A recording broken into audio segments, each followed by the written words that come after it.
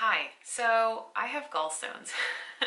If you've been around my Instagram for the last 6 months, you know this. If you've been around my YouTube since like 2017, you know this, but the time has come to make a decision regarding my gallstones. So I thought I would talk you guys through my decision to not have gallbladder surgery.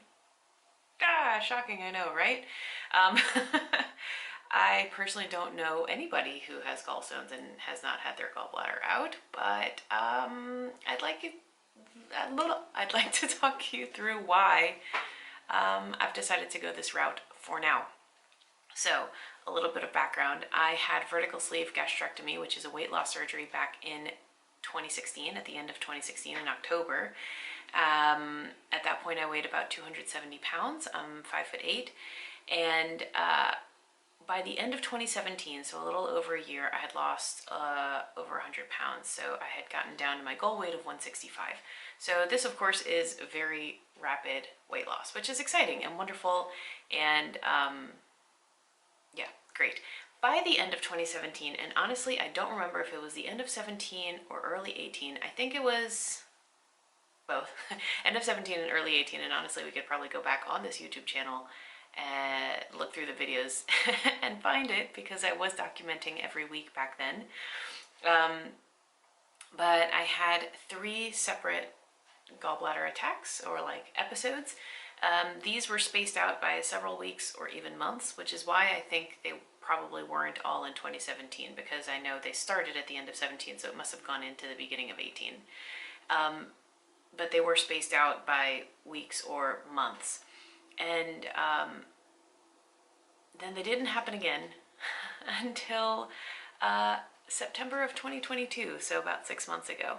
So what is a gallbladder attack? I have learned that people define these differently.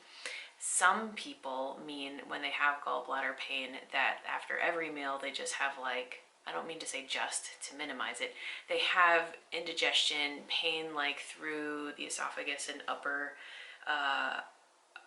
abdomen, all the time, almost every day. That was certainly not my case. Like I said, mine were 3 distinct, very intense episodes. My doctor has told me that that amount of pain, most people would have gone to the hospital with that amount of pain. It's very, very intense. For me, it felt like as if somebody had punched me in the gut, but like that moment of impact just lasted for hours. Right at the top of my abdomen, right where like my bra strap meets my rib cage, right there, super intense pressure, pain for hours. One time it happened while I was at work at the very end of a work day, and it started happening, and I just drove myself home, and it was like maybe 4 or 4:30, so close enough to 5 o'clock that I could just leave, and without it being super weird. Another time happened, I was definitely at home. The third time I don't remember, but anyway, it's the kind of pain where like it's hard to breathe. I'm seeing spots. I just need to keep my eyes closed. What I found helps for me is putting ice packs on that spot. And I can't remember if every time I took an ibuprofen, but at some point I took ibuprofen to kind of help with inflammation, reduce inflammation. But really, you just kind of wait for it to pass. The longest episode I had was 3 hours long of intense pain. They've all been between 2 and 3 hours of just like tears streaming down my face from so much pain. And I have a pretty high pain tolerance. Again, most doctors that I've talked to have said this kind of pain would have sent most people to the emergency room, but I've just like waited it out. Anyway, so after, I don't know if it was after the first one or after the second one, I was living in New Jersey at the time. I'm now living in my home of New Orleans, but at the time I went to my VSG surgeon because I was still pretty new post-op, and he was like, oh yeah, it's your gallbladder, we'll just take your gallbladder out, no problem. And it's frustrating to me because I feel like surgeons are very surgery happy. Like they just pull out the knife, and like when all you have is a hammer, everything looks like a nail. It was frustrating to me that there was no alternative solution discussed. So he sent me to have an ultrasound back in 2017, and they discovered that I had multiple impacted stones. So it looked like dozens or maybe even hundreds of stones in my gallbladder. Apparently this is common with rapid weight loss, and especially rapid weight loss and a low-fat diet. People even who have not had weight loss surgery, people who just lose a lot of weight very quickly on a low-fat diet, often experience gallstones. Post VSG, you guys might remember I kind of fully embraced a ketogenic lifestyle like a year post-op. Because initially you can't really eat that much. So a high-fat diet doesn't really exist when you're initially post-op. You're focusing on protein. And if you guys remember, about a year post-op, once I reached my goal weight, I really started incorporating a keto diet. I mean, I was always low carb, especially post-op. I mean, a couple months pre-op and post-op.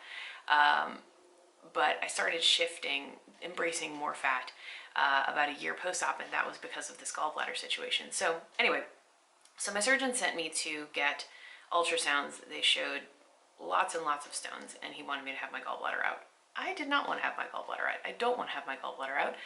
I want to keep my body as intact as possible. My body, did I say something weird? I wanted to keep my body as intact as possible. And you know, surgery is risky, and I know this type of surgery is very common, but I'd rather not undergo that risk if I can avoid it. So anyway, I did some research and I found two things. One, there's this medication called Gall, which used to be more commonly prescribed in like the 80s and 90s. It's less so prescribed now because it's not effective on a large percentage of the population. I can't remember, but it's only effective on like 10% of the population. And the way to find out if you're in that 10% is to take it for 6 months and then retest. So because it doesn't work for most people, and because it takes such a long time to test, surgeons just jump to surgery usually. The second thing I discovered is that embracing a high-fat diet really helps. So the fat kind of like lubricates. So what's happening with the gallstones, let me back up. Obviously not a doctor and very high-level cursory knowledge here, but these stones form in the gallbladder and they pass through a duct into the pancreas, I think. And when you feel the pain is when they're going through the duct. And if you embrace a more high-fat diet, there's more lubrication. They pass smoothly without issue, and you don't feel the pain, and they just pass. What the risk is, of course, I am not downplaying the risks. The risk is that one could get stuck in the duct and perhaps even tear, in which case this becomes an emergency situation. You could become septic. You have to get to the hospital like very quickly, and it becomes a much more complicated surgery. I know, I'm aware. So anyway, I researched, I found out about this medication and about the high-fat diet and how that could help. And I went to my doctor and I said, hey, before we jump into surgery and just remove these body parts, can we try the medication? Can we do the 6-month test and see if it works for me? And he was like, yeah, sure. It was actually, at that point I remember I was talking to the PA, not even my doctor, and she like Googled it on her phone and was like, yeah, I can send you a prescription. She had never even heard of it, but she sent me the prescription. So I tried it for 6 months, and sure enough, I stopped having the attacks. I had a secondary ultrasound after 6 months, and my stones were all smaller. So I discovered that I am in that 10% or whatever percent of the population that the medicine is effective for. So great news. Then if you're kind of familiar with what happened in my life, 2018, 19, 2020, I kind of gained like 12 to 15 pounds per year. It felt pretty slow at the time, but after 3 years, I was almost 50 pounds up. So in 2021 and 2022, I really kind of focused on weight loss again with the help of an obesity specialist doctor who I have really mixed feelings about. I've talked about on this channel quite a lot. But anyway, I've been on various weight loss medications and also just like being more mindful about my intake. And I've lost like 35 pounds, I guess, of those 50 in the last 2 years. And so I guess that's rapid weight loss-ish. I don't know what qualifies as rapid weight loss for the purpose of creating gallstones, but sure enough, in September of 2022, I had another gallstone attack, and the The good news is I knew exactly what was happening. My husband and I had just walked into Home Depot and I felt that pain and I was like, we gotta go. We gotta leave like right now while I can still walk. Got in the car, took me home, and again, just laid on the kitchen floor because it's cool with ice packs, and it passed in about 2.5 hours. My husband knows that my plan is if it lasts more than 3, then we're going to the emergency room. But because I've made it up to 3 in the past, I feel like 3 is my personal line, my limit. If it goes on for more than 3 hours, maybe something is emergency wrong, but if it's less than that, I can handle it. So sure enough, laid on the kitchen floor with some ice packs for a couple hours and then it passed. So I went to my current doctor here in New Orleans who basically said the same thing. Gallbladder, it's gotta go. And I was like, yo, can we discuss this medication? Oh, but first he sent me to have ultrasounds of my gallbladder again. What was interesting about this time was that my gallbladder has hundreds of tiny stones, and I'll put the image here, hundreds of tiny stones and one big chonker stone. This stone originally measured 2.5 centimeters, y'all, which is like an inch. Like that is really big, and that was concerning to me. The ultrasound tech said that the attack I felt in September might have been that stone like blocking the duct. Not even something passing, but that one just like getting in position to block the duct. So anyway, my surgeon was like, my doctor was like, you need to see a surgeon, you need to just have that gallbladder out, it's no big deal. But here's the thing, here's the reason I don't want gallbladder surgery. Every single person I've talked to, and I mean literally everyone that I have met in my real life, person to person, voice to voice, who has told me, yes, I've had my gallbladder out, has also said, yes, I have digestive issues since having my gallbladder out. Either they're nauseous, or they can't digest dairy, or they can't have eggs, or they can't have fat, or certain foods just make them sick, or they feel sick every day. Literally everyone. And since I started talking about this on my Instagram a couple months ago, a couple people, maybe like 5, came out of the woodwork and said, I had my gallbladder out and I'm totally fine. But also another like 25 came forward and said, yeah, same with me, same with my mom, same with my aunt, same with whoever had their gallbladder out, can't eat eggs anymore or whatever. So I'm young, you guys. I'm 36. I don't want to spend the rest of my life nauseous every day or cutting out entire food groups. I don't want that to be my life. If my choices are, there's some foods I just can't eat forever, or once every 4 or 5 years I have a 2-hour painful episode, I'd rather take the once every 4 or 5 years. You know, like that's, I can handle that. It was funny when I was waiting to see my doctor, the nurse, she was young, maybe in her early 20s, who was like doing my vitals and stuff. I was chatting with her about this and she was like, oh yeah, I had my gallbladder out when I was 19. And I said, so do you have any issues now? She was like, girl, I'm nauseous every day, but it's no big deal. I just take a Prilosec every day. And I'm like, I don't want to take a Prilosec every day for the rest of my life and be nauseous every day for the rest of my life. Like, what? That just like doesn't make sense in my brain. It just doesn't make sense. Like, how is that better? How is that better? It's just not, to me, it's just not better. I know it's not a risky surgery. Like, I'm less concerned about the surgery risk, although I acknowledge that that exists. I'm more concerned about nauseous every day, can't digest certain food groups, throws up for no reason. Like, these are all the things I've heard from literally every single person I've talked to who has had their gallbladder out. So I'd like to avoid that. So anyway, I talked to my doctor. I was like, hey, can I try this Actigall medication? He had also never heard of it. He Googled it. He was like, yeah, sure. I was like, is it once a day, twice a day? He's like Googling. He has no idea. Twice a day. Okay, so that was in September. I've been taking it twice a day for the last 6 months. And guess what? Here's my new ultrasound. All of my little stones are smaller and the chonker is smaller. Instead of being 2.5 centimeters, it is now 2.1, which I am so happy about. What that means is that this medication is working for me.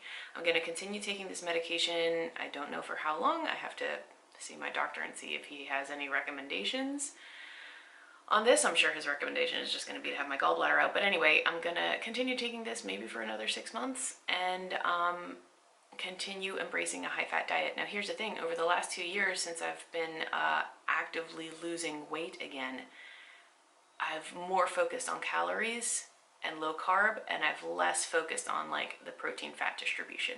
So now I'm going to really focus on having a high fat content in my diet, which helps with the gallstones, while still maintaining a high protein intake as well. And I'm just gonna monitor the situation. I don't know, maybe every year go back for an ultrasound to see how those stones are doing, but if I can avoid the surgery, I am going to. Now, I did also have a chat with a family friend who's a radiologist, so he's participatory in these types of surgeries frequently. And he brought up two very good points that gave me pause and actually made me consider maybe having this surgery, because I've been back and forth on this for months. He made two very valid points. One, I travel a lot. My husband and I travel all over the world, and not always to first world countries. And so if I happen to experience an emergency situation and I happen to be in like rural India, that might be a little more complicated. It might be a little more difficult. I am blessed in that my health insurance does cover me abroad. So regardless of where I'm traveling, from a financial standpoint, I'd be covered, but just from like a comfort level, it might be uncomfortable to have this type of surgery in an emergency situation in maybe a rural area. So that's a valid point, because my husband and I do travel a lot. Second valid point that he brought up is that because this surgery is so common and so easy, a lot of doctors who are trigger happy, knife happy, jump to removing the gallbladder without accurately diagnosing the issue. So he said that he is well aware that some people are misdiagnosed. They come into the doctor and say they've had this gastrointestinal distress, they have abdominal pain, and the doctor takes their gallbladder out, and then they continue to have gastrointestinal distress. And so it's possible that all of the people I've talked to were just misdiagnosed. Perhaps they had IBS or some other issue, but because the surgery is so easy, it's like what they do first to see if that solves it. And if it doesn't solve it, then they put them on Prilosec forever, or they do something else. But it's possible that all of these people have been misdiagnosed, and like the 5 people who have come out of the woodwork to tell me that they have not had any subsequent issues, maybe those were the few who were correctly diagnosed.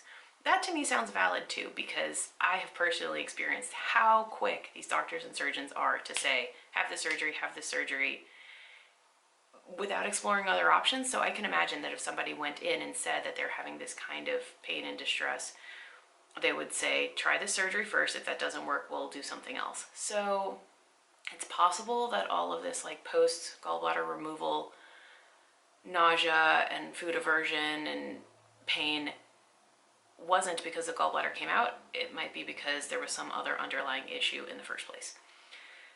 So both of those are interesting points to me. They really made me consider having the surgery, and I thought, you know, if these 6 months passed and the medicine didn't appear to be working, I would go ahead and have my gallbladder out. But because the medicine seems to be working for me, I'm gonna wait it out for now. I know it's a bit of a gamble, but for me it seems like the best decision for now. So I'm happy to chat about it in the comments. I'm interested to hear about your experiences as well. I don't think I'm going to be changing my mind for now, but I think it's an interesting discussion that not a lot of people are having. People just jump into this surgery so quickly, and I don't know, I just like to think things through a little bit before removing body parts. So anyway, thanks for listening, and I'll talk to you later. Bye.